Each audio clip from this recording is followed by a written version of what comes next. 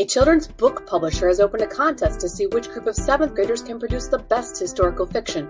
In order for it to teach more than just the history of one location, they're looking for a travel tale that also includes a map to help children visualize the travels and some aspect of weather so children can learn some science through it.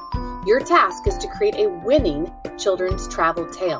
The setting has to be in the land area currently known as the United States of America, sometime between 1490 and 1790.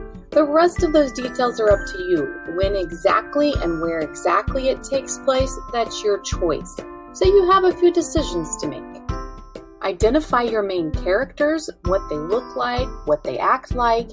Identify if they're going to change and how they will change. Identify what characters will oppose them if there's conflict between the characters. But through all of this, make sure you stick to historical facts. Determine the purpose of the journey your characters will take, where exactly they will go, where will they start, where will they end up, and determine the role that weather is going to play in your story. Remember your plot elements? We begin by introducing the characters, the setting, and the conflict. Then the conflict builds until you reach the climax where it starts to resolve, but even after it's resolved, we still tie up loose ends. So what exactly is going to happen at each point? What was the weather like in that part of the country? Why did people travel to go places back then? How did they travel? How far could they travel in that amount of time with the type of transportation they had back then? You might have to do some research, but whatever you do, start writing. Once you have your story all written, go back and read it from start to finish. Is it believable? Is it interesting? Did you use dialogue to make the characters come alive?